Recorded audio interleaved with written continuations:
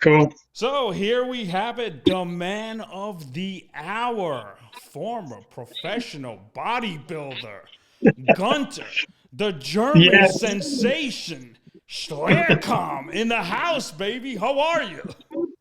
doing great. Thank you so much, man. You know, Gunter, it's amazing how I met you at a cigar lounge on Sunset Boulevard in West Hollywood.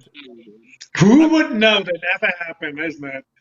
I mean, I'm just saying to myself, and I'm talking to you for 2 hours, and you weren't that guy like, do you know who I am? Or do you know what I do? Nothing. Nothing was like, what do you do for a living, right? We had a great conversation. It was you, Yeah, your buddy, and me. And after two yeah. hours, you told me that you're a bodybuilder, and I was like, really? Well, former bodybuilder, retired now. That's true. That's true. Former bodybuilder. And I said to myself, wow, a bodybuilder. And I consider that you guys are athletes too. So I said, since I Yeah, have actors and athletes on my show, I said, well, I got to bring this guy in. cool. And here I am. And here you are. So, Gunter, when you Yes. were a kid, right? I mean, Yeah. before you probably shared this, you shared your biography with everybody, and I get it, right? But I just want people to know what Yeah. inspired you. What did you say, and you were like, "Wow, I want to do this." Yeah. Well, I have to start at 12 years old. I watched Conan the Barbarian, and obviously, it was the first time that I really saw Arnold in a movie. And and then at the time there were two people, yeah, a lot of muscle, no brain and stuff. And then I kind of learned about Arnold's story, how he went literally with one gym bag to America, and he actually became this successful star. I mean, we're talking six-time Mr. Olympia. He started becoming a huge movie star and all these things. And I said, I want to do that. So, and for me, that was the trigger. Really, we watched with my friends Conan the Barbarian, and I literally looked at my friend, and he had a little dumbbell in the corner there. I said, "What are you doing with it?" I said, I don't work out right now. They were all a couple of years older, all of my friends. So I said, well, can I have that? So I took like 14, it was about 25-pound dumbbell, from my friend, took it on my bike home. And I started working out at 12 years old, just on my left arm first, my right arm first, a little, push ups and all the stuff, and, crunches at home.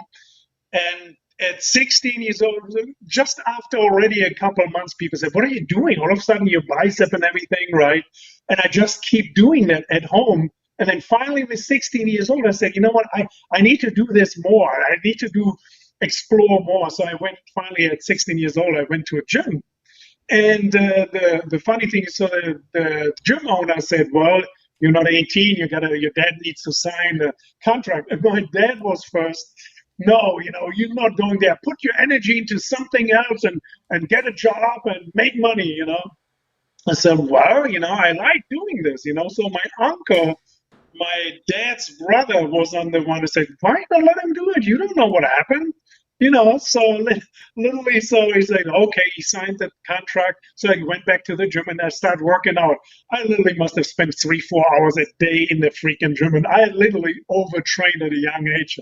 I mean, I grew because I had really good genetics for putting on muscle, but also I found out why, because I was constantly overtraining. I feel my tendon, my joints, and I said, dude, you kind of got to slow down a little bit. Training is not only just how much you train, it's intensity, and then also getting the rest and recovery with it. Because if you just keep training, you're breaking muscle down. At the end, you tear muscle. Right. And it kind of, oh, that makes sense. So anyway, I started then listening a little bit more, and from 16 to 18, I made so much progress that at 18-year-old, the gym owner said, you should do a competition. So I first went and looked at the competitions, how they started do that, and going and posing trunks on stage. And I said, okay. I said, I grew up on a small farm, and I was like freaking little shy, the farmer's boy. And I said, I can't do that. I said, what does my family think about this? And but when you came home, right, with the weights at 12 years old, your parents are like, yeah, what the hell is this? yeah, kind of, what are you doing? Yeah, and I said, well, I want to lift this. I said, lift this. He said, you can, take a shovel and shovel poop out there.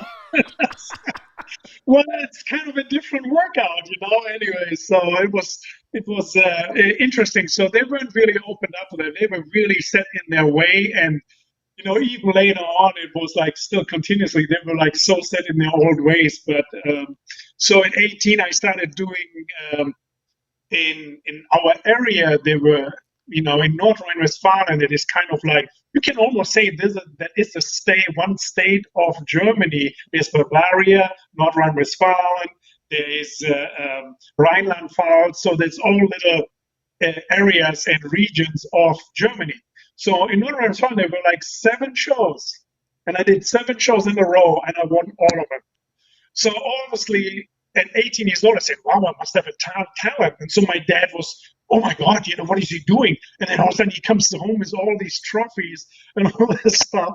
So it kind of drove him crazy. And all of a sudden, they were open up to actually support me and buying chicken breasts and rice, because you start eating a lot, because you got to have the protein, the carbs, and the right food to really have all the energy to work out and build muscle. So they finally opened up and actually supported that more. But I had to go through that, like winning really a lot of shows. But with the parents, they care. You know what I mean? It's like they want you to succeed. So it's not they're criticizing you in a way like, oh my God, no, this is not for you. They care for you because they don't want you to fail. Yeah, I was really sad because, first of all, it was my family, my own family. My actually, one brother of mine was different, but most of them, they said, why you do this? It doesn't make any sense.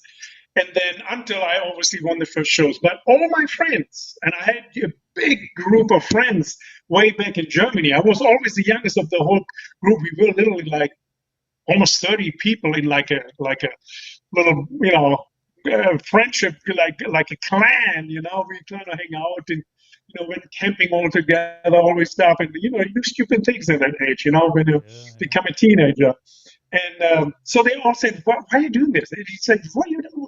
Everybody was talking against it. And I said, well, I love it. I'm going to do it, and I will prove you wrong. And they kind of, in one way, it motivated me because I wanted to prove them wrong, And so I did. And well, it turned out all great, and all of a sudden, people were surprised, and I was like, what the heck? He's just doing it, and he keeps doing it. And I was also successful. At 20, I won the Junior Mr. Universe and German Championship heavyweight. And then already 2 years later, I went to the men's division, won the German heavyweight champion and European champion. And then another year later, at 23, I went to the Mr. Universe and won that too right away. So then at 23 years old, I was already won everything you can win on the amateur level. So for me, the next step was becoming a professional and try to do that on a pro level. And hopefully you get sponsorships, what I then also did. And from that on, I was always people say, you got to go to America. You got to meet Joe Weider. You got to get a Weider contract. So that was all the things, because Joe Weider was the guy who brought Arnold over here. And that's where Arnold built his relationships in Hollywood and everything on it, Is that Joe Weider right there, right up in that picture? There we go, yeah. Dude, he was a character. I wish everybody could have met him. What a sweet guy and humble he was and stuff. And, there's a lot of people, they always I felt like they tried to project at first a wrong picture of him. They were kind of the entrepreneurs. They were like the foreigners of the sport. They actually were one of the first having protein powders, the magazines, and they really blew it up. The sport today is what it is, and it became so popular, or the fitness industry, because of Joe and Ben Weider. They did so much for the sport, and obviously now there's other people who take over, because unfortunately both of them died like about 10 years ago, But what two great guys, man. I tell you what, I had a blast. They were like family, man.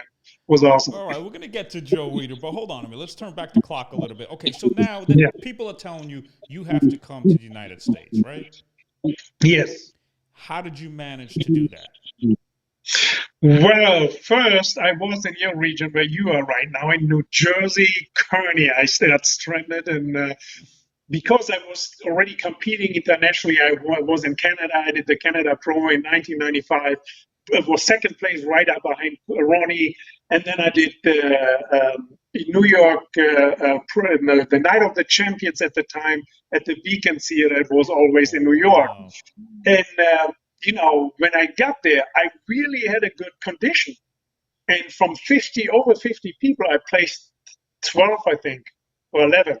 And some people said, oh, yeah, even judges came, yeah, you should have placed higher. And I said, why the hell? So somebody walked up to me and said, you kind of come over here and, you gotta put out your name here in the States because the judges, mostly from here, from the United States, it's a very, that's where how you say that, that's where the empire of bodybuilding is here in the States, right? Yeah. And I said, okay. But I said, you got to be in the magazines here. The judges need to know you. I said, okay, well, that's not that easy. How do I do that, So at the time, me and my girlfriend got invited from this guy who met me at the show at the Night of Champions. And he said, oh, you can stay with me. Well, at the time, he had a closing line. Then I had to go back to Germany. And then he starts calling me because we exchanged numbers. You come here, you stay with me. I said, okay. And then he literally called me over and over, right? And I said, well, it's like, good. I said, I'm coming. So we booked the flight, everything. And it was somewhere in the end of May, beginning June. And I was like, okay, that was 1996. And I was like, okay, we are coming. And he said, yeah, okay. And I said, dude, we are coming tomorrow. We are at the airport. There, LaGuardia, is it, I think, right? Is airport? No, Newark Airport, New Jersey. Newark is in Jersey, yeah. Yeah. And then I said, so we arrived at the time. We got to the airport, guess what? We got stranded there for 8 hours. He didn't return my calls. He didn't show up. So we said, what the fuck are we doing now? So my girlfriend spoke better English than I did. So it was like, okay, what the fuck are we doing? I was freaking out. I kept calling him. We kept calling him from payphone and stuff. And then all of a sudden, finally, he called today. What do you mean you're here? And I said, dude, we just talked yesterday on the phone. And I said, I'm here at the airport. You told us to come. What do you think? It's like, well, we just talk about it and I'm not coming. Well, a lot of people say they do and they never come. And I said, that's not me, dude. If I put my head into some, I will do it. So anyway, so then finally he came. Well, we had to go to a store, buy a mattress. We end up sleeping in a factory building that was like an old one. It was retired. I don't know. There were like some sewing machines and all kinds of shit. It was literally next to the dump. And they told me, well, that's where they dump all the dump from New York, the trash. And I said, and so anyway, it was like in Jersey, New Jersey, Kearney. I think you know that area, Kearney, New Jersey. I heard of it, but I don't really know that area. Yeah, anyway, it was is he close to Staten Island, Jersey, that way? Yeah. Well, it was not far from Newark, though. Is it that area? Well, you see, I don't really know Jersey that well. I'm never in Jersey. Oh, okay. Yeah, you don't go out of New York. You don't go to Jersey. No, you don't go all the way. What's there to do besides the New York Giants football team? They play in Jersey. That's it. Is there's also, I think, a Fairfield, New Jersey? I don't know. I don't know. Anyway, so this guy, in the meantime, from the show until we came out, he lost his apartment, got in trouble with the IRS, lost his whole business, and he was counting on that I somehow make money, find a guy who, it's like on a company, not a guy, a company that sponsors me, and he kind of tried to be as a middleman and try to kind of interfere and try to get somebody. Anyway, we lost a lot.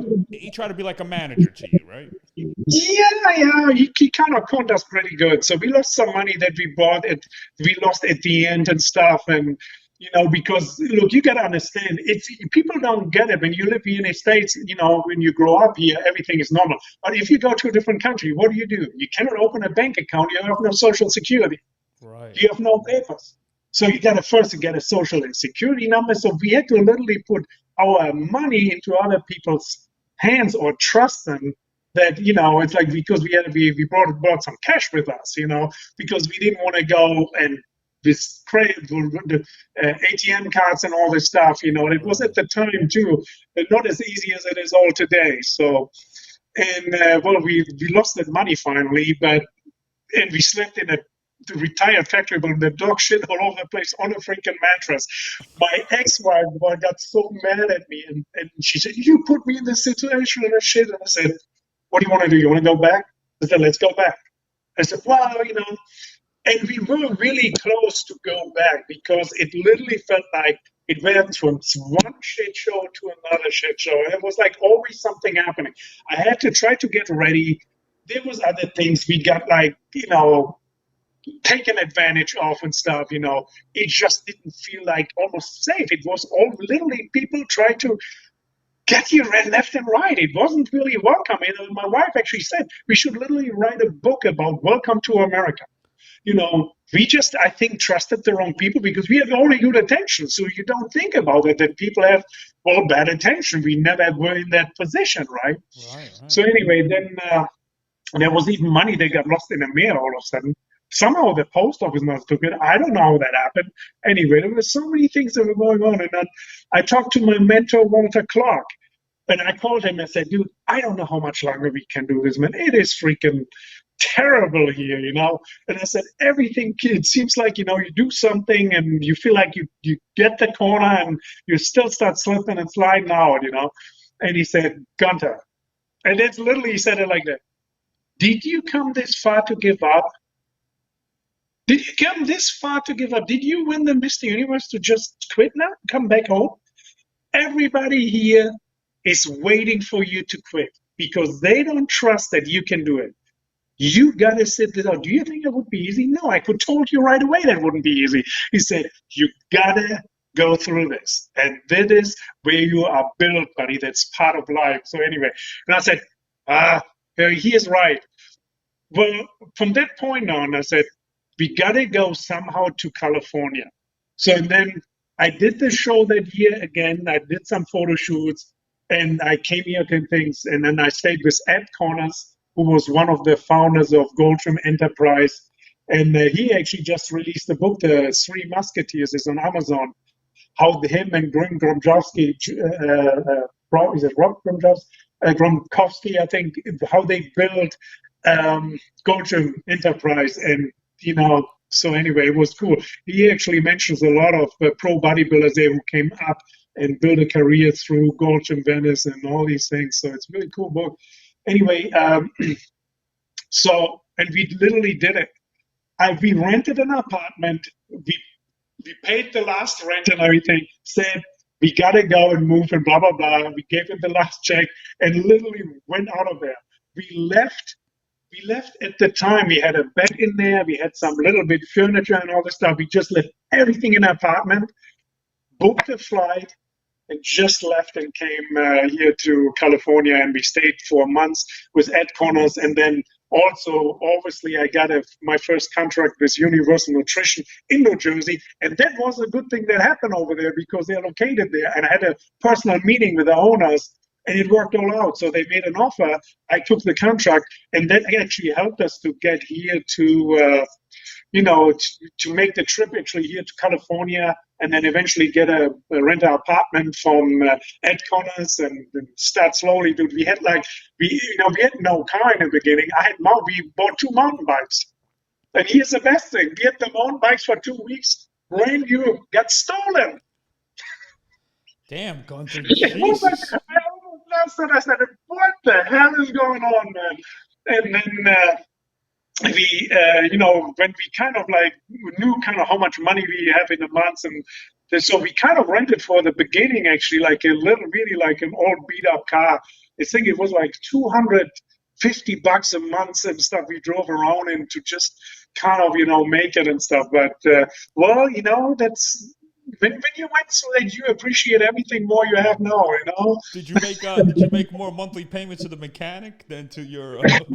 Well, actually, that car, unfortunately, was running really well. Didn't look good at all, but it drove, you know. But it was better than the car that the guy got me in New Jersey. I'll tell you that one. Oh my Yeah, God. we actually, I wouldn't be here sitting right now if I would have been, how can you say that? A little bit like it just like 100 yards out of luck, because that guy who kind of took advantage of us, right? Hmm. Who we stood with, he got me an all beat up Ford Taurus. Dude, that car wasn't even worth. I literally, he must have got it from the, I don't know where, but the way how it drove, how it smelled, it was like literally with shit piled up and stuff. I don't know where he got it from. So we paid like $500 and said, that car is not even worth it. You can take it to the trash bin. So when you drove, you felt a little, the wheel was like, right? So we had to go to the meeting with Universal Nutrition. That was my first contract, right? So we had to sign it and all this stuff. I drove with my wife and we were on the freeway. I just got off where the office is, and I literally had to say, let's get quick gas. We are a little early. And I drove right at the exit was the gas station. I drove on that gas station. All of a sudden, the front of the car, pow! I said, what was that? And the car was, I turned off everything, shut down.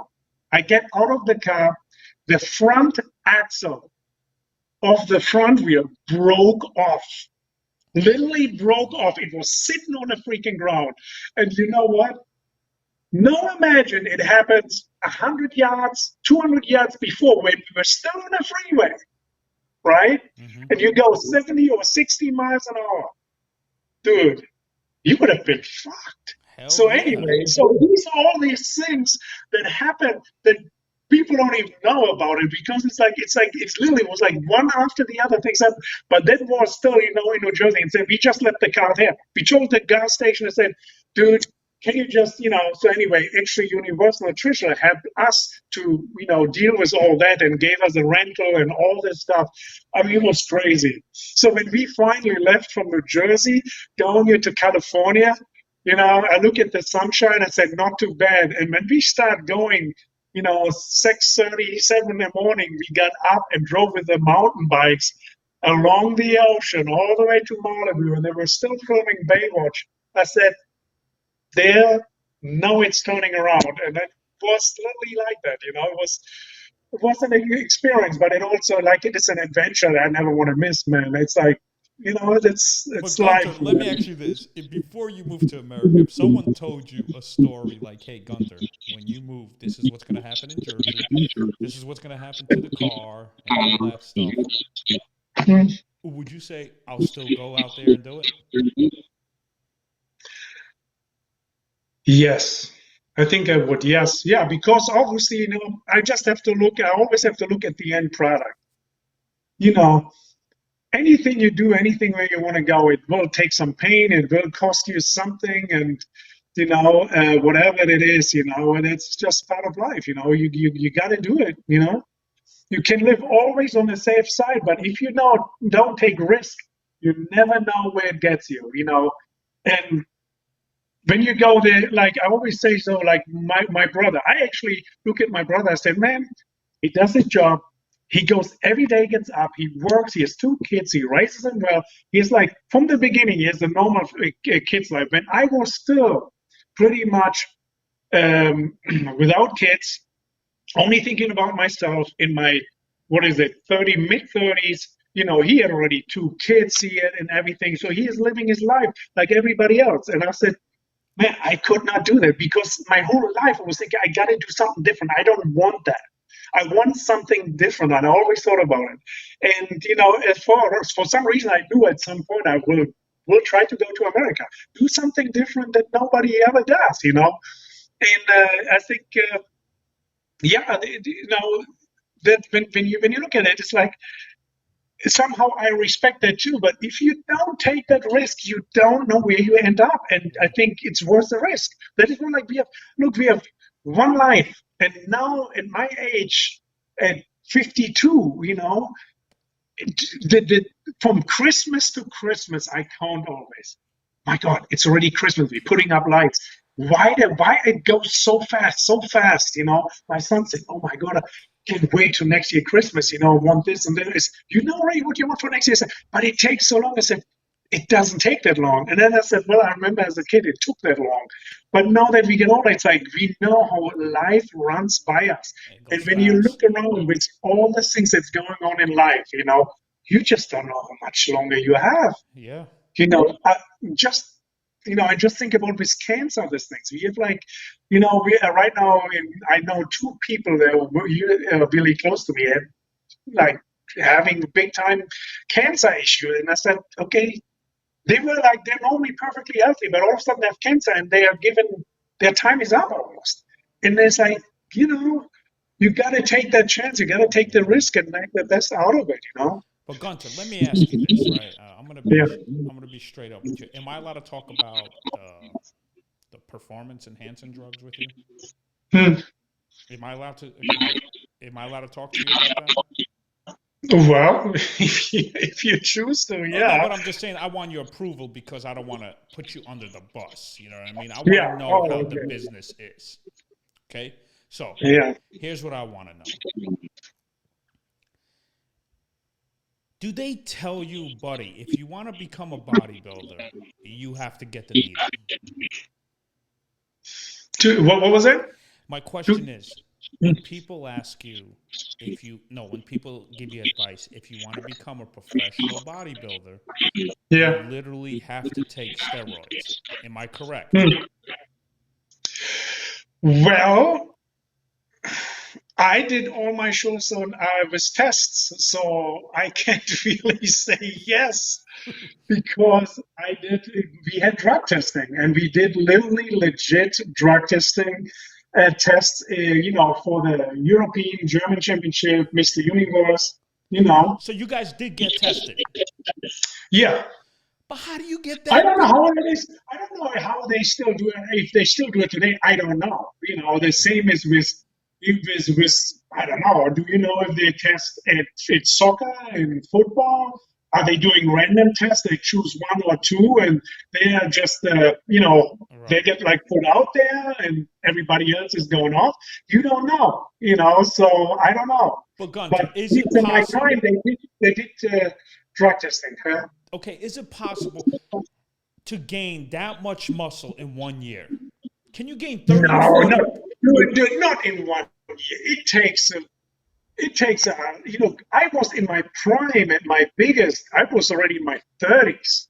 It takes a long time to build that quality. Well, sometimes when people go real fast, I wonder that too, as how the hell get they, are they like that big at a young age? You know, it's like, well, you can always question them. Okay, so you see this picture right here? It took me literally to get to my truly potential. It took me literally 12, 14 years. To look like this. Yeah. You see the picture right there that I just posted? Yeah. That is Gunter. That's me. Okay, so yeah. But my question is, how many years does it take to be looking like this? How many years? Yeah. That I just said that was probably 12, 14 years. Holy shit. Yeah.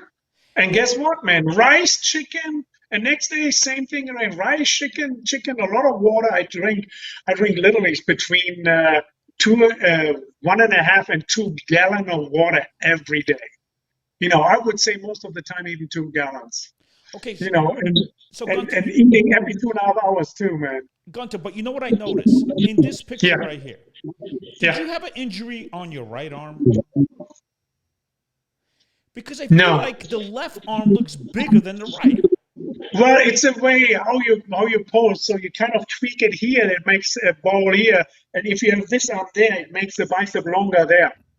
So it's just the way how you have, you know, here you go here, and here you go there. So, you know. Now, so the preparation. Yeah. To get sponsors, right? All the money you have to spend on supplements, but I think the sponsors give you supplements for free, right? Yeah, of course, yeah. And in the beginning, when you become a bodybuilder, when you have no sponsors, how much does it cost you? The workouts, the supplements, you name it. when you're a nobody, Gunter, when you started off, how much does it cost you? Dude, it is expensive. Just go in a store right now and look, for instance, chicken breast, turkey breast. The rice probably not so expensive, veggies and all the stuff. It is really expensive. We literally in 2000, my ex-wife and I calculated about we probably were paying just on food $1,500 a month just on food, and then we had, well, I still got some shakes and in between, but also I got those sponsored. But if you're not sponsored and you have to buy those shakes too, then you literally can go up to $1,500, $2,000 probably easy for just food. How many calories was your intake a day when you were competing?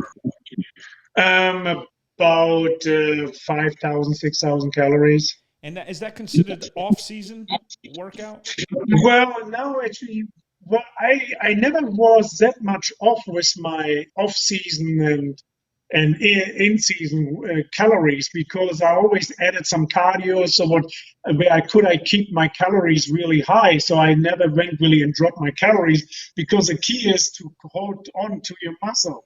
So if you drop too much calories right away, you lose all your muscle. So, and you work so hard in off-season putting muscle on, so you just want to go slowly burn and retract a little bit. I never tried to lower my calories. I actually added just cardiovascular work, where you get into the fat burning, walking for 45 minutes an hour, like incline on a treadmill, where what is, actually for me was the best fat burning. That's when I got really, got rid of my fat, man, and shredded, yeah. But what was your body fat when you were competing? About 3%, I would say, between 3 and 4. Yeah. How do you live like that? Do you, the thing is, you can't hold on to that long. There's literally, I would say you can master, or you can hold on to that condition probably, I don't know, I would say 3, 4, 5 weeks, at the max. It is tough when you go always, it is tough, man. I'll put it this way. It's hard to maintain that for that long, yeah. Because there's also playing with your water level and all this stuff, it becomes a real science. But you're when you're a young guy, right? And you're in the business now, okay? Yeah, you got a little sponsors. Do you go out with your friends afterwards? I mean, what's the discipline? Well, when I was working out, I didn't have a much life of going out. My weekends were the same as like doing the days. There was no, maybe a movie theater, but I never went out. Literally had a couple drinks or even nice dinners. I didn't, with my ex-wife, I didn't know that. Actually, I do that now, and I really enjoy it. But for the beginning, for the 25 years of my, I would say, lifting, 20 years of my active, almost bodybuilding career, I didn't have that. I just, also, I didn't care that much for, because I always tried to make progress. So I thought, if I do this, that gives me an advantage for next time, or I can get better this way. So you never wanted to go and eat greasy food, because, oh no. Well, you do have your cheat day, and I did it once a week, but it wasn't really about going out and having a fun time and getting drinks. It's just eating as many calories as you can, and then go to bed, wake up the next morning, go back on your diet, Okay, so what was your, when you say cheat day, does that mean all day Sunday, or does that mean a cheat meal? No. I had all day Sunday, man. I was loading up. probably easily like 15, 20,000 calories a man. It was sickening. I was sick at the end of the day. I couldn't eat anymore. But the next day, dude, I can tell you what, you had some energy to burn, dude. You could go in the gym, the pump and everything. You look like a freaking rock star, man. You were ready to go, So when you entered Gold's Gym, the Mecca in Venice, right? Yeah. Were you already big? Were you already established a little bit? Yeah, we both. Yeah, I won the Mr. Universe. Well, not so much here, but people kind of knew me a little bit, because I did already place second place in 1995 behind Ronnie at the Canada Pro Show. I won the Mr. Universe and stuff. So some people knew me already. But it's like, did you get the respect yet? Probably not. But you kind of make it work, and you just earn your respect. But Gunter, let me ask you this: did the other bodybuilders, when you would come in, right, to Gold's Gym, Yeah. would they look at you like, yeah, whatever, what's this guy doing here? Well, at some point, probably a lot of people think that way. I mean, there's always, competition checks each other always out. You kind of look and what they're doing, and learn some tricks, and that's a good exercise. Maybe I should focus on that because he has a pretty good back, and I could use a little bit more on my back. So you always do that. But yeah, I just took it with. I was on a natural high, man. I was a happy kid, dude. I walked in. I wanted to be friends with everybody, so that's how I approached it. And want to do it. Yeah, when it's competitions, you always, because it's so relying on what you put in. So all you can do is really put everything in you can do to be at your best. So and at the end, it will show on stage. Okay, so let's say Monday you do chest, right? How many sets of chest overall, all the exercises? Was it like 25 to 30 sets? When I did chest, I did always about 16 to 20 sets. And that's 4 exercises. Yeah, well, the intensity was for me more important. Bodybuilding is not about it's a consistent time investment over a long period. It's not like I do like 8 hours of workout today and I hit it like crazy. That doesn't bring you anything. You got to do consistently and repetitively, week by week. So for me, it wasn't important how long I spent in a gym. I can spend 2 hours in a gym and I can't not get done as much if I do only 45 minutes to an hour, but I up the intensity.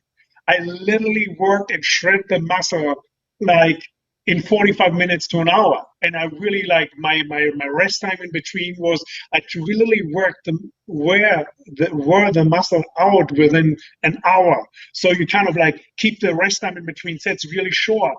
I wasn't training for strength. I was training more for conditioning the muscle. So that's why I always had, powerful, intense workouts, but only 45 minutes an hour. And that's when I had the best gains. From that point on, I learned that literally, at the end of my 20s, I made so much more progress than in my early 20s. It was ridiculous just because of changing them. Because I was overtraining at an early stage. I trained so long always. And you can tell at the end, it's not literally that your muscle and you're sore on your muscle, your joints were sore. So I kind of trained even at the end smarter. You gotta train smart, man. Yeah, but did you ever get injured? Like you had to get surgery, anything like that? No, I didn't have to get any surgery, but I just got injured a couple of years ago putting up a railing here at the house, and I overstepped the stair thing, and I tried to hold myself up on a frame, and then it popped my bicep. But I never got hurt working out, though. My knees are, toy. It's like my knees are good still and stuff, I do have to do a little bit more stretching, though. You can tell tendon, ligaments, everything tightens up when you get older. Well, it's your mobility you have to increase. Yeah, the mobility is getting. But that is mostly with all people who do, heavy lifting or intense lifting. Their mobility is always that kind of, that's in general with age. Everybody gets hip issues, problems, Gunter, is there a difference between machine versus free weights, or it's all the same thing? Well, I always thought as long if you feel it. So there's certain machines when I worked on it, like hammer stretch and everything, I could not get a better pump, a feel, and exhaustion of the muscle with free weights sometimes, So for me, if you find exercises or machines, they do that for you, I'm all for it, man. It's like it's awesome. It's all about progress and how you feel. Right. You want to walk out of the gym and say, that was a good workout. And as long as you have that, you make progress. So also I know, for instance, Dexter Jackson. Look how long he competed. He has the longest bodybuilding career of anybody I know. And he just retired. He was already in his 50s, dude. He looked phenomenal. Always trained on machines. He loved training on machines, and he looked phenomenal. He was so freaking balanced, and still at the age, I mean, it was unbelievable. So it speaks for itself, you know.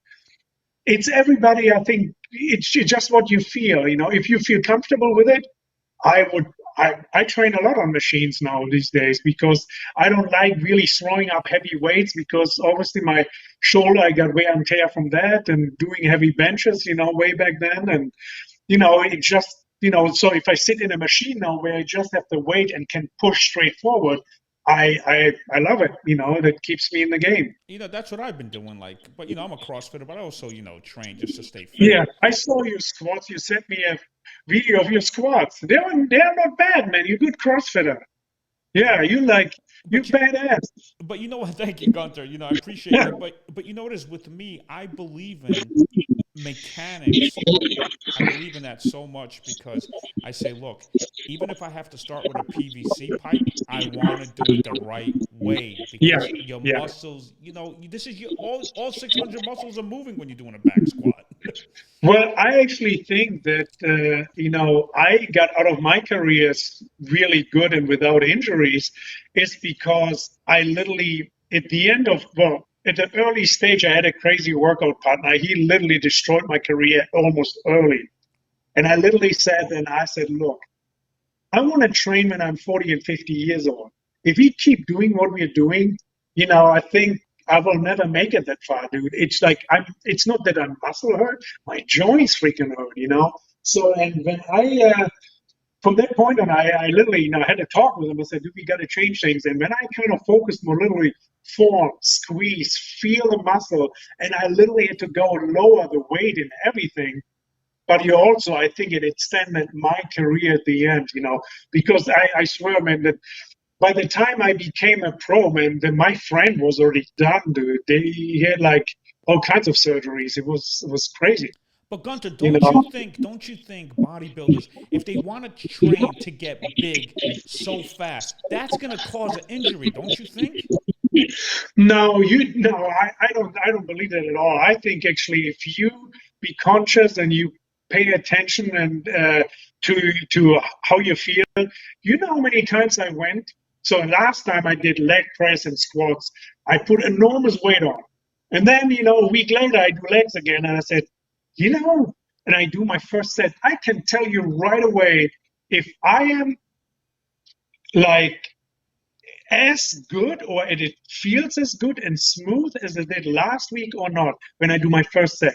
And if I do it, I can tell you, you know, it's not feeling great. It's there's still seems like, you know, whatever. It's tight. It's not enough stretched or something, you know.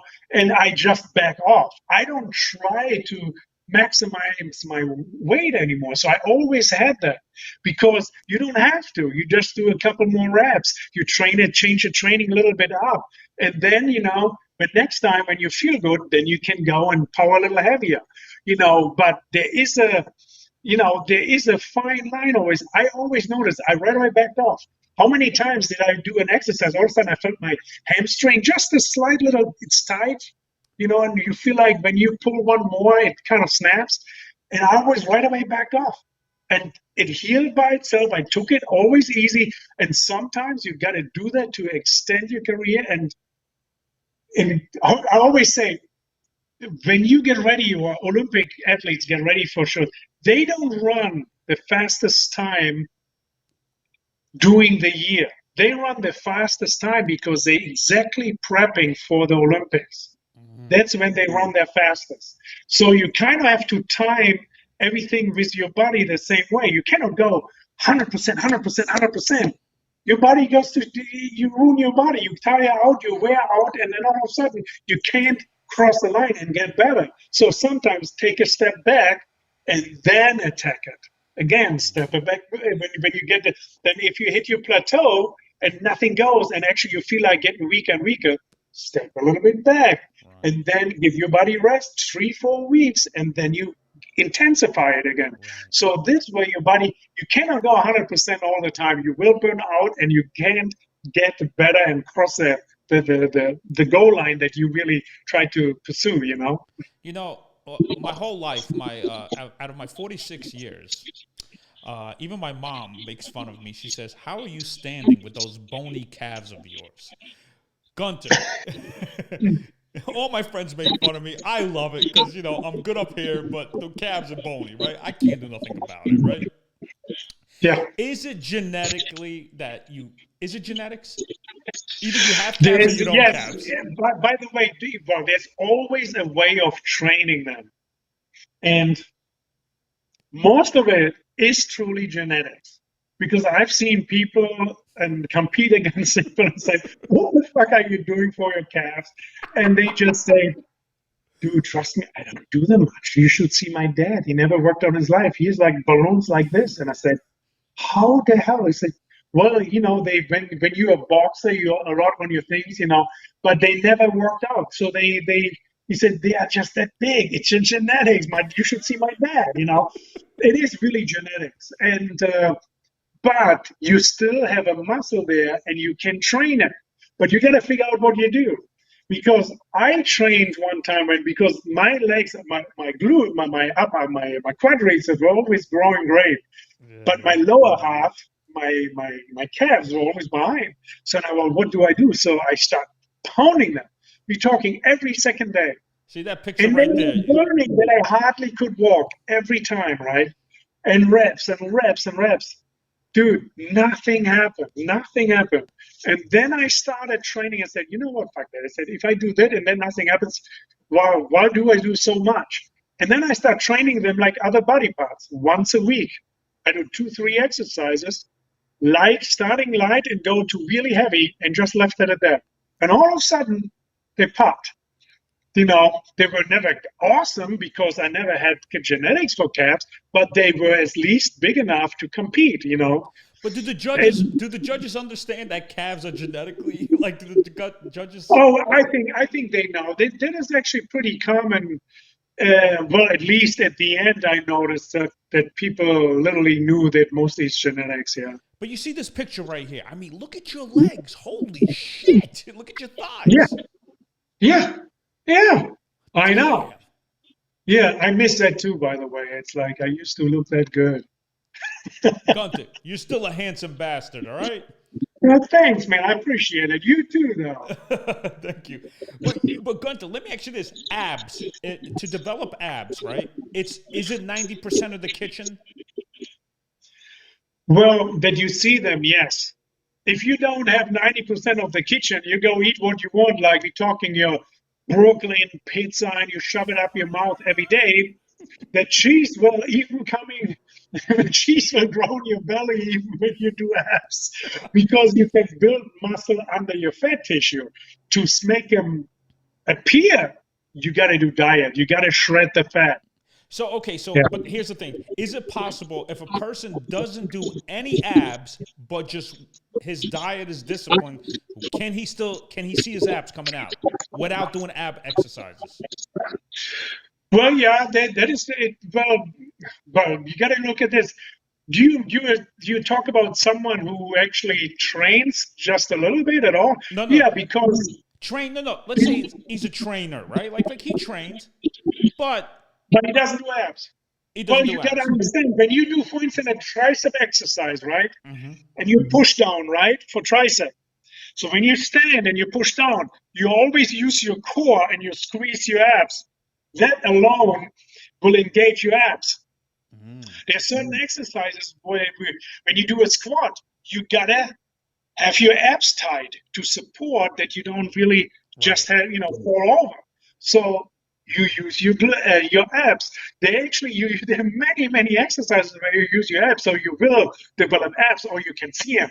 The matter is really, are they just flat really, or do they really come out and pop and they're more visible? It's just about how visible are they. You will always have abs. Right. So everyone has abs. It's just they have to get introduced. But you got Yeah, the kitchen is more. the kitchen is really important. So, but Gunter, here's my question, right? What about Yes. resistant bands? Does that help too? Well, resistant bands, yeah, Not just for the abs, yeah, not just for the ab, but just regular exercising. yeah, yeah, sure. If it is actually, well, it's obviously much better for the joints. Also, it actually, you can do a lot of good rehab and tendon workouts with them for your shoulders if you do these exercises, for Hmm. instance, just to, make the tendon and the ligaments around your joints strong. That's what bands are like awesome for. Also, when you do band workout, right, it always starts light and it goes too heavy. So if you have the good or the right amount of resistance on your resistant bands, and you like have a hook on the wall, and you go here, you stand in, and you push, you for sure will build muscle. Yeah, Oh, okay. and I've trained for a long time, even because we have, our Bionic Body Gear line. We have resistant bands and bars and hookups, that you can put on door. What do you think I did during COVID? And I could maintain and looked, if not even better than when I went to the gym. And when I went to the gym, I said, "Man, what did you do?" I said, "The gym was closed." I said, "You look phenomenal." I said, "I just did push-ups. I used my bands at home. I did bicep curls, tricep with the bands, everything, and it worked." It's just the way you got to make sure you find the right resistance here always, Yeah, with the resistant bands, let me tell you something. I feel a lot when I do that, man. I get a better pump with resistant bands than with weights, right? These Yeah, I days, feel the same I too. do. But you gotta put the right resistance. If you have a small band and you can do 100 things, you want to put a little bit of resistance on there. Hmm. Okay, so now let's talk about the day of competition. All right, give me the schedule. All right, you see Ronnie Coleman, you see all these legends, right? You're like, holy shit. What do you Yeah. do? What are you doing backstage? I mean, besides they oil you up and all that stuff, what else do you do? You know what? Backstage, it's really quiet. Most people have headsets on. They listen to their posing music. Hmm. You're kind of checking out. You go like, hey, like this, hey, hey, you know, and then you kind of, unpack. You kind of look around a little bit, what the other Yeah, but people Gunter, hold doing. on. Before you continue on this, Gunter, here's my question. When you're in backstage, right, and you see these Yeah. guys, you're like, oh shit, man, I am not gonna win today. There's no way. This guy looks better than me. Did you ever have thoughts like that? Well, in 2002, when I knew I was right on, and it Hmm. was after the Olympia when I beat Ronnie, I know that year I was that good. If it would be 100-meter dash run, I would have won that show if it came to that. Because that's on that particular show I was on, and I knew it. I knew it, but obviously you're judged by judging panels, so you never know how that goes. It's opinions, and people have different opinions, and all this Right. stuff. So Good thing was the crowd was all behind me, so that makes me feel like, well, that's what I wanted.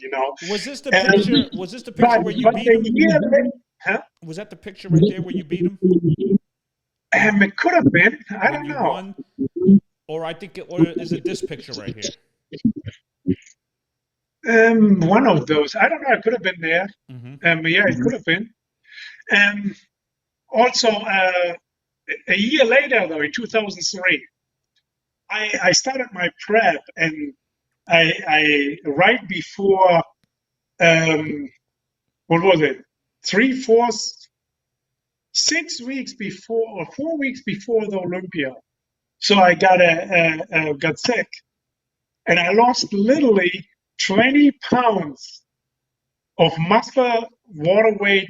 Literally went away, and everything to that point on looked phenomenal. And I was like, I literally, and then also I got same year separated from my ex, right? I literally lost my shit. And even, I think Charles, I think that was the saddest moment I've ever seen him training with him for so many years, 4 or 5 years. Then when he saw all of a sudden that, when I was sick and I lost like 20 pounds, there's nothing you could do about. And I could still get in shape, but I couldn't hold my fullness that I had and the muscle. And Hmm. I had to literally get from that point on in 2 weeks. If I kind of go extreme diet, I can still maintain or come into shape in condition. And I remember that Flex Wheeler at the time said, I would have not done the show. I said, why did you do that? I said, well, I signed a contract. I was on a contract with Rita. That's you're supposed to do, right?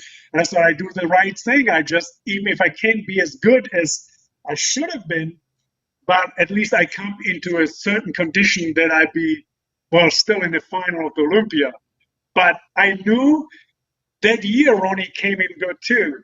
And I wish I could have brought that condition and, without getting sick, because I think I'm not necessarily saying, I don't know if I don't know if I could have beaten him, but I could have been a real good competition to him.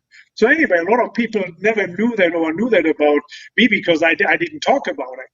But, for me, it was like just, hey, come in shape and compete, But that year I knew, shit, man, I said, I don't know if I be, if I, I can maybe get in shape to barely make the final, but I know I could not compete for the title, That was really, and it was heartbreaking because at the time too, man, I was like literally taking care of myself. So me and my wife were already, she didn't care about it, what I do or competing. At the time, she literally hated the sport because everything was about me competing and doing everything with bodybuilding and having my career. So she literally starts hating it. So then she wasn't around at the time too, so I had to take care of everything myself. And then began to say to it, I said, well, it is what it is. You just deal with it the best way you can and try to do the best. That's what I tried to do. And, well, it was good enough to make the finals, but not good enough to really be a competitor in the top three. So that kind of bugged me a little bit. And I knew that already before the show, though. Now, when it comes to that day of competing, I mean, you're on stage now. Do you guys eat anything? Drink water? I mean, what do you guys do all day? Well, it starts already the week before. So I always went low carbohydrates. I actually took 3 days up my sodium, did low carbs. Then I started on Wednesday changing from taking my sodium out, starting putting carbohydrates back in, and lower a little bit my protein. And at the time when I took my carbs out, the first 3 days, I actually upped my protein. Then on Wednesdays, before the show, I lowered a little bit my protein and upped my carbohydrates and took the sodium out. Till the Saturday morning, and I keep drinking a lot of water. We're talking up to 2 gallons a day, because you need the fluid to put all the glycogen into your muscle cell to really fill them up and make the muscle tight, that the skin gets tight and fill up the muscle, right? So, and then on the competition day, so I got up in the morning, stopped drinking the night before when I went to bed. It was the last time I drank. And I started first thing before the prejudging, hamburger and French fries and just a little coffee. That's it. Wait. So and then I started putting sodium on it. But because of that, it locked in the water into the muscle. And I got some good carbs, and the sodium locked in the things. So when I went on stage and I pumped up, for some reason, I didn't cramp. I had no cramps because the sodium is a mineral, natrium. But also, my muscle stayed full, and I didn't sweat and all that much on stage anymore and stuff. And I could keep literally could flex and stuff, and it kept everything tight. Where when I have done before, oh no, sodium and all this stuff, it's literally came to the end. It came down to science, and you literally had to figure out what works for you. Because I was 6'2". I might be now only 6'1.5" or something, so I might have gotten a little shorter. But I used to be 6'2". It's a different frame when if you're 6 foot or if you're 5'8". At 5'8", you got to do things differently than if you're 6'2".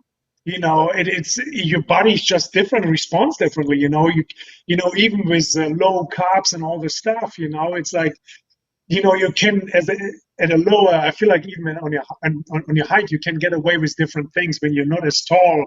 You don't sometimes have to go too extreme. I feel like than as some of the taller bodybuilders, you can never go too low carbs, where when you're shorter, you can actually go lower in carbs. So, it just, Right. and if you're shorter and you lose a little bit of muscle, like 2 or 3 pounds, but you get real tight, you don't see it as much as if you're on a big frame.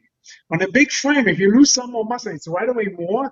And because of the length of your arms and your limbs and everything, it just appears so much more. So all of a sudden you start looking, well, you look flat. You know what I mean? It's like your muscles are popping.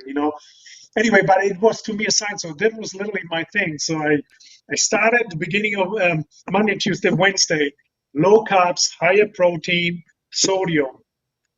Wednesday night, I started switching to lower protein, higher carbs, and took sodium all out for 3 days and guzzling water like crazy and eating carbohydrates, fill up the muscle, get full, because during the first 3 days I got flat. Now I start to pull all the water and glycogen into the muscle, so I start eating more carbohydrates and drink a lot of water till Saturday morning. Then I didn't drink at all, and I just ate burgers and french fries with a lot of salt, and then nothing else, not even just a little bit of coffee, or like to keep my lips wet and my mouth wet, just a little zips of water, but that's it. But for some reason, when I had that sodium in the morning, then again on Saturday, it locked everything in and it made me look tight. It was like for other people, I know for some people it worked, for some people it didn't. And for me, it always worked really great. Was it Charles Glass that taught you that, the trainer? And there were a lot of people that I worked with, Charles Glass, Shad Nichols and stuff. Charles knew a lot about that, but also, he was, because of his height, he never had experience with, he mostly had bodybuilding. Well, actually, he worked with Paul Legend stuff. But, there's certain things that he knew and that helped, but then also there's certain things I had to experience with myself because my body was different or responded different. But So what made Charles Glass like the number one trainer? I heard he was like the Michael Jordan of trainers. Is that true? yeah, dude, Charles is incredible because he literally looks at you and he says, okay, we need to work on this and this. He comes up with the craziest and best exercises, and it literally hits a body part that you need.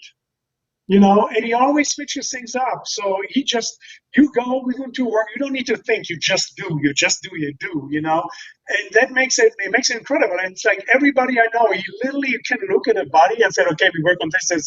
And all of a sudden you can see your body changes. You get more symmetrical. He's just a genius like that. He's just really, it's amazing.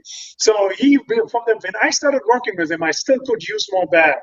And we were like pounding that back, and he right away said, whoa, whoa, whoa, whoa.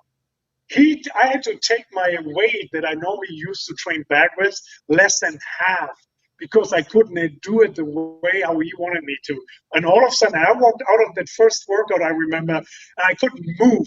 And I said, I did half of the weight in every exercise. How can I be so like already sore and it's so exhausted? It was just because of movement and just doing the right angles. It is amazing. Is It's it? really cool. He probably taught you the fast twitch, the superior muscles, right? Is that what you call it? The muscles that we don't really see in a body. Yeah. Yeah. He taught you how to develop that muscle, right?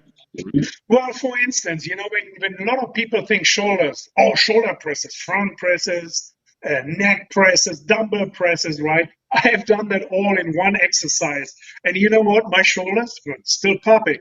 And then we start isolating front lifts, side lifts, and we did less presses. And all of a sudden, my shoulders start to pop and get square. It's like it was just different. He came with, isolating the front, the median, and the rear delt. And before I was like neck pressing, front pressing. Also, I get big shoulders and dumbbell pressing. I actually ruined my joints more than anything else. Wow.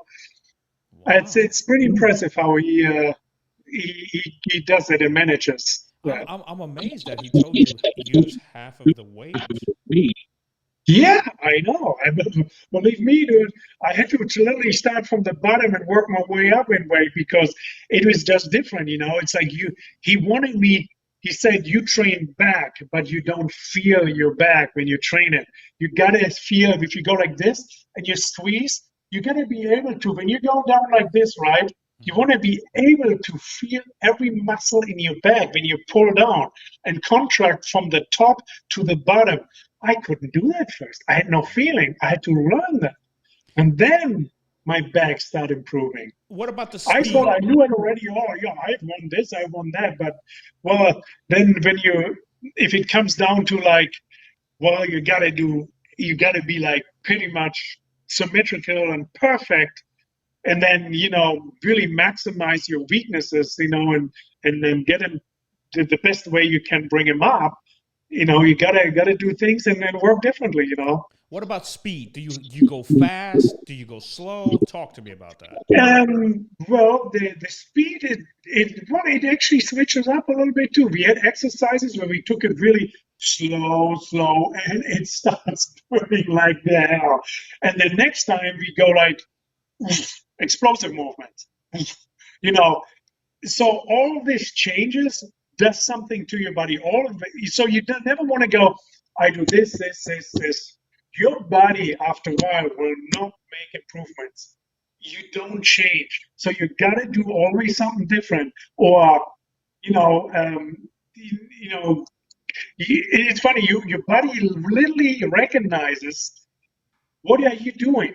So your body gets used to do everything. You do one movement and you do four same movements all the time. All of a sudden you get stuck.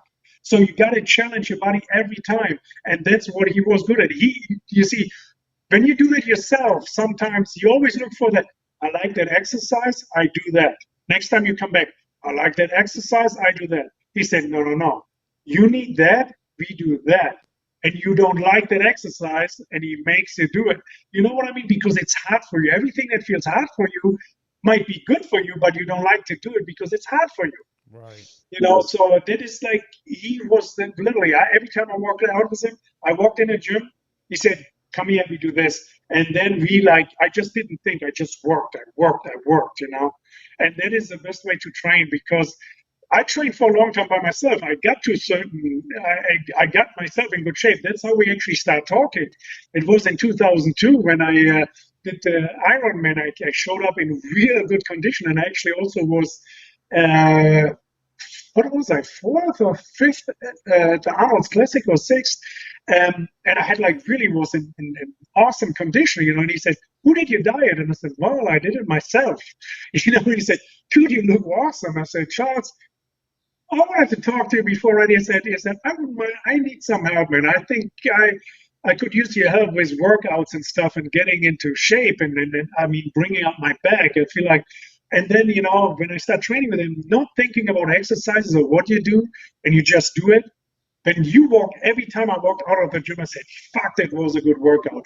And it always, even if you're tired, I always walked out and I felt like, when you're on your own, you might, I do a little bit, but you always found a way that you maximize every workout to the best you can. Even if you were tired, if you were burned out. He actually could tell sometimes too when you're on low carbs. And there was literally nothing going on anymore, and no pump, nothing. You just go through the motion. He said, "That's it for today." He said, "If anything we do now wouldn't make sense." He says, he just could read me really well. And that is part of a good trainer. You got to see where you're at. You got to see how you do. You got to figure out, if you still have something in the tank or if you're just burned out. A good trainer sees that in athletes. Right. And another thing, bodybuilders. I was talking to my good friend Rob from Davidoff Cigars right here in Brooklyn, in Williamsburg. Oh my God, yeah, I did never met him ever. Said, "I see you have a smoke too, man. I wish I would have there or should have brought out a double Corona, man. This is a long podcast." Well, buddy, you're giving me great stuff here. I want people to be inspired by your story. Yeah, And my friend Rob, he was telling me that when bodybuilders retire, things are like, I hear they have a heart attack. Like this guy named Sean Roden, he died at the age of 44. You had yeah. 6 bodybuilders that died in their 40s. Please elaborate on that. Why? How is that possible? Well, first of all, you gotta I have to say there's a lot of other people who die young. It's just only because bodybuilding, when it is in bodybuilding, becomes popular. You Google on a daily basis, and there's a lot of 30-year-old people or 20-year-old people who die from overdoses or whatever, more than in bodybuilding. Bodybuilding, I think it's just because of it's a sport. Um, well, first of all, I gotta tell, it is, in my opinion, it is where the sport has gone because of where I was 6'2", I carried 300 pounds, and I carried it, and everybody was saying, "Man, you don't look like you carry it so easy." So now I'm seeing guys, they're 5'8", 5'9", and they carry the same amount, if not even heavier. And I think I think your body, your heart, everything, your organism is limited to, I don't know, certain weights, I would say, because, if we keep growing this progress and then we keep expanding, you got to understand you have muscle. Your heart is a muscle, your lungs, all these things, has to expand too. And I think it gets to a level where it just is too much, where your body can't handle that anymore. Another thing is what I noticed. So most athletes, right? They have when you have a high red blood cell count, so your blood is easier to clot, like blood clots. So I know for a thing because I naturally had a high testosterone level. Always when you have high testosterone, so you also have mostly higher red blood cell count. So when your blood can easily clot, and you don't know that you can have a blood clot in your leg, whatever, all of a sudden it breaks loose, it goes to your lungs or whatever, your heart, you drop. For instance, Cedric McMillan, the guy who just recently died, Yeah. he was on a treadmill. But then again, he had COVID. I don't know if he got the vaccine. If he did, well, you are supposed to get blood clots. He complained about part of a blood clot is you can't freaking breathe. So you go up a slight hill and you're breathing like a freaking ox. You have like 10,000 pounds on your neck. And it's like you just can't catch your breath. It's part of having a blood clot. So, and he was complaining about that already for weeks. So he might have had a blood clot and he didn't know. He thought maybe it's from COVID still. Then he goes on a treadmill, something breaks loose, goes to his heart and lung, it clogs it, and you just drop. That can happen. So what I'm saying is when people do bodybuilding and if you do blood work and you have a high red blood cell count is not bad. If you go in altitude, you get a higher red blood cell count. But it also is a thing, it depends how your blood circulation is. It can clog easier, Right. The blood.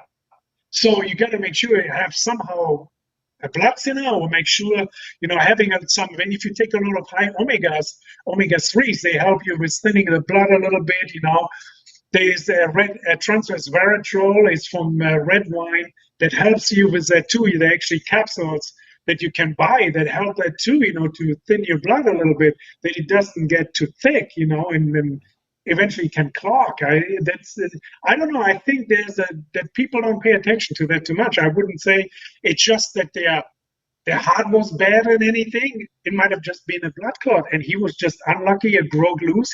Because he was literally I heard he was on a treadmill, exercising, trying to get in shape. And I think when it happened, it literally in a gym, What about So, what about when a guy passed out on stage one time? yeah, Was his I'm not name aware. I don't know which one was it one there is. Dallas McCarver? Oh, there, yeah. Well, that's a funny. He actually pay out. Well, with him was because I heard that even his heart and his lungs were so big, and then they literally cut off his lungs on him, I think. So, you know, look at Andre the Giant. He died young. It could be if your body doesn't stop producing or doesn't shut down your extreme growth hormone levels, or extreme HGH levels, and your body keeps producing a high level of GH. that can happen. Your heart is enlarged, your lungs getting enlarged, and for some reason, at some point, it just is too much, and your body can handle it. And then all of a sudden, the whole system doesn't work and cooperate together anymore, and it happens that way that you collapse and die. And what about the insulin? This guy named Rich Piana, he took insulin and then he went down. I mean, is that what it is? Well, insulin just in general is a bad thing. It's like when people are taking insulin because, for pre-diabetic and stuff, it is, it is a real dangerous supplement to work with. But What it helps with, yeah, so well, if you take it after workout and you do insulin and you take some carbohydrates with it, it actually has an anabolic effect on your body because it pushes glycogen into your muscle. Mm-hmm. Well, if you don't, if you go overboard with it, all of a sudden your body goes, on the other side, and you just, can't control it anymore. And then again, you will die. It's like you got. But I heard you make gotta stop playing with that stuff. You gotta be careful. I heard if you make one little mistake, it could kill you. Yeah, literally, yeah. Well, it is actually also when people have diabetes and with stuff, they got to be really careful every time they eat and the right amount. And if they go wrong and off on that, it can happen with a lot of people. Do you there's a word I can't say it. Usually when bodybuilders retire, did you suffer from hypogonadism, something like that? I can't even say the word. Hypertrophy? No, not hypertrophy. Like what? Like losing? Because if you suffer from it, then you have to do TRT therapy. Is that true?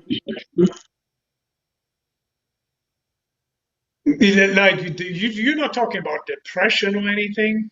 No, right? It's like when your testosterone goes low and your number count's low. Oh, okay. Well, it all depends. Obviously, when we age, everything goes low. That's true. That is part of aging, right? So you can do longevity and add a small amount of, testosterone to keep your levels at least above a normal level, like 600, 800. Or, you kind of let your body deal with it and you just let it do on its own and see where the level comes up. Actually zinc and things like that, like ZMA, it's a natural supplement. It's zinc, magnesium, vitamin B6. When you take it before you go to bed on an empty stomach, actually that helps a little bit to bring it up. It's not like you will jump like a young chicken. Right. But, there's always little things you can do. But naturally, testosterone goes down, man. As soon as we go past 35, 40, the testosterone level will be never anymore as it was in your 20s, at least not natural. That's why all these clinics now come up too with longevity, where they do a test, because if you have a good testosterone level, that is depending on how much energy, how strong you are, and how much drive you have, and things like that. So testosterone is all taken care of that, it's, you obviously that is at the age, it's, it's going down, man. It's like you gotta either way find someone and go to a doctor. But do you do anything about it right now? No, not right now, actually, but I did for a while. I just, I do always my blood work every half a year, and I want to always see where I'm at. But I mostly try to just do with some over-the-counter stuff. Like I said, I take ZMA since I'm like 30 years old, and I do some DHEA and stuff. And sometimes you feel a little bit, but I'd actually. Some sleep helps with that too. If you get good sleep, amino acids and stuff. And my energy level is not bad, I have to say right now. So I'm doing pretty good. Your own testosterone, especially after when you go and retire, and sometimes obviously will go lower than it was before. But it also comes up always a little bit. So it takes some time to regenerate, recuperate, and bring it up a little bit. But it obviously will be never like it was like in your 20s, Right. Man. But with your career, if you could do something different, if you could turn back the clock, what would you do different, or are you satisfied for what you did?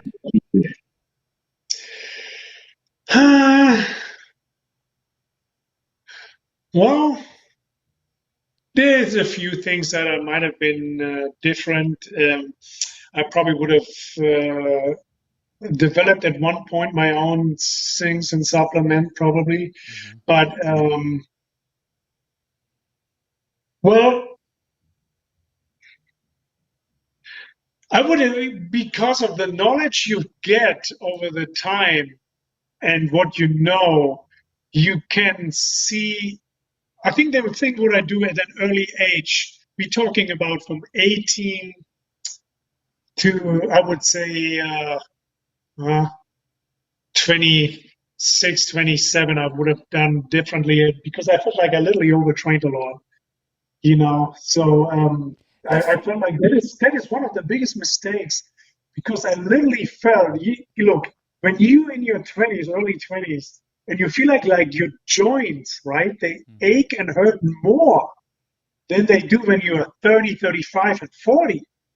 So you know that I have done there certain things wrong, and I think that would change it. I think I could have had a bigger progress at certain times if I would have done it differently. And obviously, by knowing now, I would have probably approached. Well, maybe I approached certain things differently in the beginning of my stage when I came over here, Hmm. you know. But just because I know now, you know, at the time when you don't know, you just do things because you think that you're doing the right thing, you Right. know. So, but again, if you be back at that stage, you don't know. If I would know what I know now, I would, yeah, a few things I would do different. Definitely at the early stage of bodybuilding, yeah. Gunter, what about when you're in front cover magazines, man? Right? I mean, do like has it ever happened? Like people like, oh my god, that's you in a Yeah, magazine? You know what I mean? Like, did yeah. you feel Well, like, you get that. Well, when I was active, I got that way more. But because also it was a time, and it was the time of when I was always in a magazine, or when it was my prime, you get that every day. I mean, you literally couldn't go in a grocery store with people not looking at you, asking you a question nonstop. It was on a daily basis. So that's why I'm today actually sometimes happy if I can sit just in the back corner of that cigar store where I met you, and then you just have a quiet conversation with a good friend. yeah, But yeah, but also, what was funny? When I did in 2006 or 2005, 2006, when Beerfest came out, the movie hmm, Beerfest, right? yeah, I got That even took it over the edge, man. I mean, I just walked into Starbucks and all these kids, hey man, I saw you in Beerfest. I got a free coffee always and all that stuff. It was crazy. I mean, people literally like stopped me everywhere. It's like, that was part of it too, but also from TV commercials and stuff. You gotta understand, BFS is a broader, and TV commercials is hmm, a broader public. So you go to the checkout, and there's a lady, she's 40, 50 years old, never worked out in her life, and she said, hey, I saw that movie, I saw an advertising, are you in it? As a matter of fact, I am. And they like said, oh, that's you, I knew it. But they don't look in the magazines. Obviously, in bodybuilding, when you go to bodybuilding shows, you go to gyms or anything, you always find people who know you from the magazines and all this stuff. right, right. But from TV commercials, I got to know, or from BFS doing a movie and stuff, I got to know more into the broader public. But Gunther, you're a very good looking guy. I mean, your physique, you're in the front cover magazine. Has the fitness females been like, oh my god, I want you right now? Has that ever happened? Come on now. Wow, I had a good fair share of my success. But that's what I mean. It's like, when they see a man in front cover magazine, they feel like you're on top of the world. They can be like, ooh, yeah, Well, but just in general, I always felt on top of the world, though. It was because I did what I love and I did it with passion. And that's always, I tried to explain it to my son. I said, I don't care what you do, just find passion, man. It's like, people always think about, and I'm actually now thinking that way more than I used to do in the past. In the past, you always think till like I was literally 38, 37. I thought I was indestructible. I literally you can run me over with a tank. I would get up and smash a tank. That's how I felt. And then all of a sudden you feel like, well, you're not really indestructible. All these things are hurt. Your body's not responding, and you try to train harder, and it's not really coming the way how it used to come, Right. And I don't, it's like you gotta take things for what it is. People always look at. I think they want to live forever, but you think the key really is find the thing what makes your life worth living. And that was bodybuilding for me. Dude, I worked in a gym. I worked out with the people I worked out, with the people around me, the getting ready, that what I got an experience through the sport. Dude, it literally gave me a natural high. I never smoked weed or anything in my life, dude. I don't even know how drugs affect me. I mean, I drink with a friend a beer. I have a bourbon with a cigar. But what I'm saying is I didn't need anything or drugs to get me on a natural high. I was on a high because I loved what I did and I was passionate about it. And now I look at people, it's like they're so afraid of stuff. I said, if you have a life that you live to the fullest, right? Do you want to live a life that you live to the fullest and then really have the experience and be on top of the world instead of being miserable, going the safe route and being miserable for 50, 60, 70 years just to be like, get to 90 years old? You know what I'm saying? So it's some way you got to take a risk and let's see where it takes you and try to do it as the best you can or in the safest way, but literally also have your passion and be excited about life. Yeah. Passion, get the passion for anything, like driving a Formula One car. At any time, that car can go, you'll be dead. At least you died happy. Yes, exactly.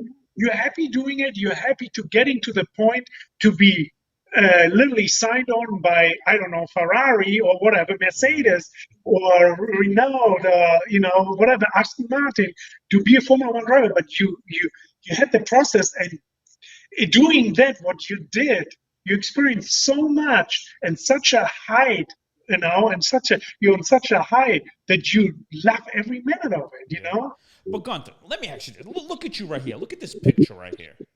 I look pretty good though, don't I? Holy shit. That's cool. Yeah. So, when you would walk around just to go to the beach, I mean, you live in where? In Southern California. I'm sure there's a whole bunch of beaches around you. Yeah. When you walk like that, are people looking at you like this? Holy shit. Well, they used to. They used to. Now I have to say, well, I'm not quite that anymore. You know what I mean? My nipples are not quite like as, they kind of get a little saggy too, so I have to work a little harder to keep them up straight. It's part of age, man. I have but I'm doing good. I feel good. That's important. That matters to me the most right now. You know what I love about you, man. Yeah. I'm the same. I went through the same thing what you said about. I never smoked weed in my life. I never did drugs in my life. But I get high off people, man. I love talking to people. I love doing what I'm doing. But you're so right about that. Yeah. Yeah, I'm telling you that is literally what I'm trying to preach it to my son. When we get a minute and we were in a car, we're driving, and I looked at him, I literally grabbed his knee and I said, Jake, because sometimes I don't know, I feel like you can be hard on your son and stuff, but I don't know, because I grew up on a farm, dude. I worked already my ass off when I was literally like 6, 8 years old. I was on a daily basis. At 8 years old, I drove the tractor by myself on fields and all this shit. And now I see my son is 12 and stuff, and it's like, and so much is digital. Everything is digital, and it's like, dude, you gotta get out and be excited for sunshine. Run with a fucking ball, climb over walls, jump out of a tree and be alive. It's like have passion. I said, I don't care what you do. It's like because well, I don't know. My wife sometimes tells me, I don't know if I feel like she thinks I can in certain ways I'm not as. I said, well, I grew up that way too. I just had that because nothing else was around. I found my excitement for life every daily basis. I kicked the soccer ball all day long with my friends. It's not happening today. And I feel like, I miss that from seeing by my son sometimes. So that's what I try to teach him is that just be passionate about anything you can find in life. I said, I don't care what it is. If you get excited about doing YouTube videos, whatever your passion will be, just have passion for something. With actors, it's about acting, and stuff. You gotta have that excitement for life. What gets you out in the morning out of bed. There's a picture right there, your wife and your son right there, right? Yeah. So I want to know when it comes to meeting your wife, who hit on who? How did that happen? Was she all over you, or you were all over her? Well, had to work together.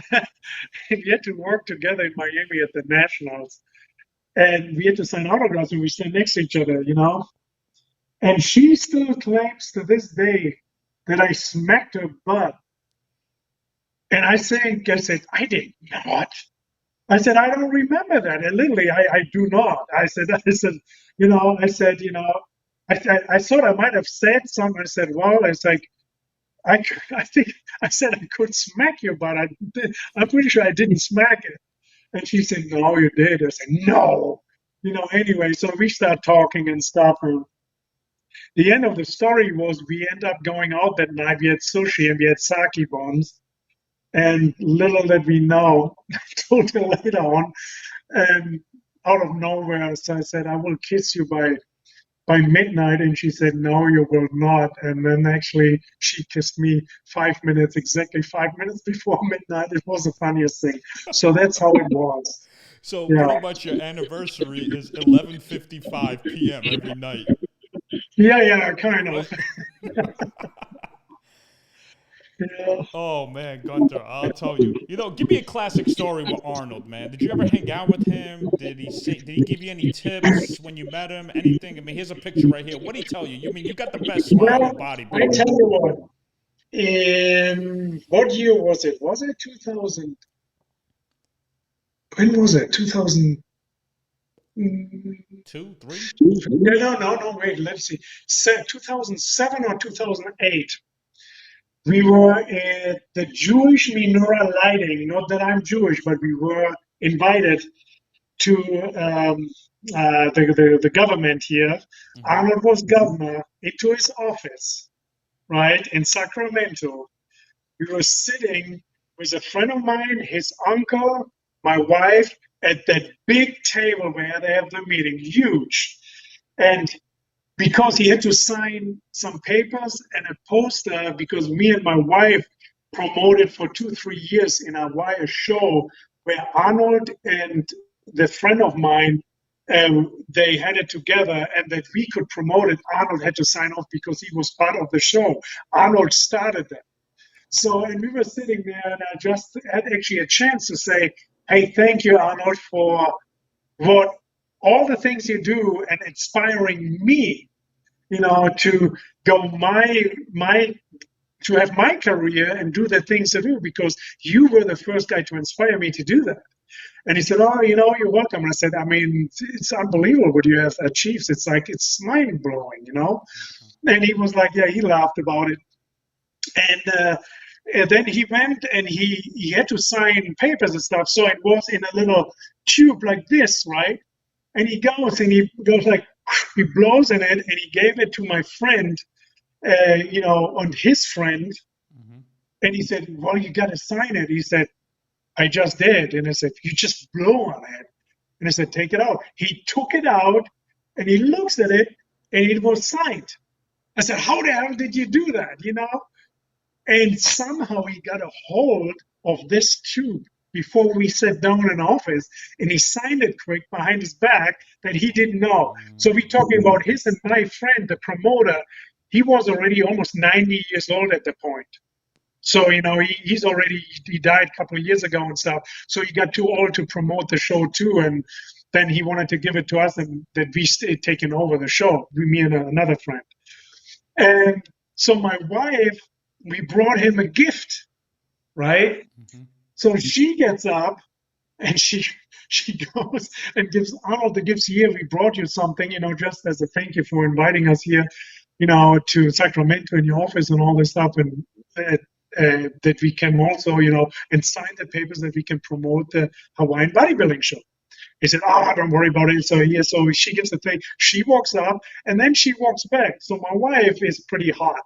So she walks back in that little dress, and here goes Arnold. He sits there, he looks. And my friend, he looked right at her and I asked. And then my friend sits there. He sits here. My wife was sitting there. She walks back by me. And I look at Arnold, and I see him going like this. And he's my friend. I call him Little Ricky, who's sitting right here. He kind of turns to me like this. Hey, G-Man, he's checking out your girl. He's checking out Ken, man. It was the funniest thing. We still laugh about it to this day because it was so typical, man. And, well, we got to see his cabana.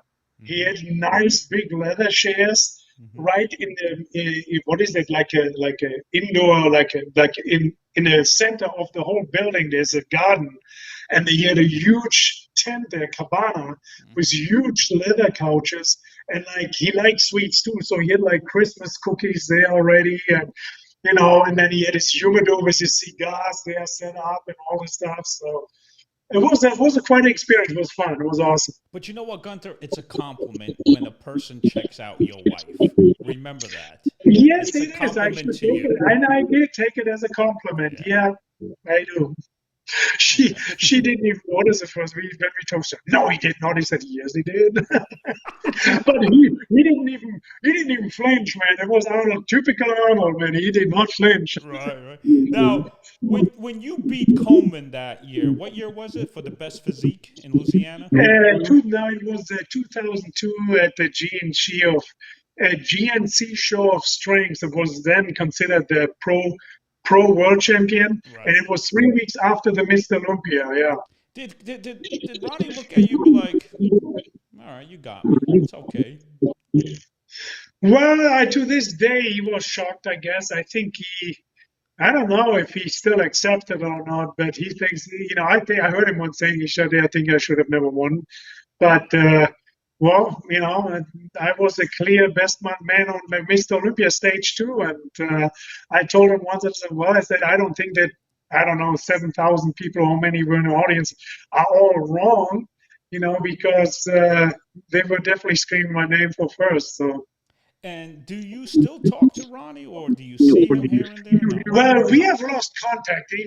By the way, he's an awesome human being, man. It's I don't have any bad things with anybody. I loved everybody because it's the same thing. They also motivated me to be better, Mm-hmm. And I remember even with Ronnie, we had a ride to the Ironman show here in Manhattan Beach from Venice together.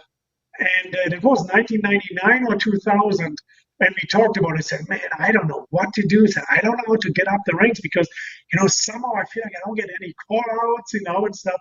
Well, he said he takes time and stuff. At the time, he wasn't Mr. Olympia. He was still trying to get up there, Do bodybuilders make money?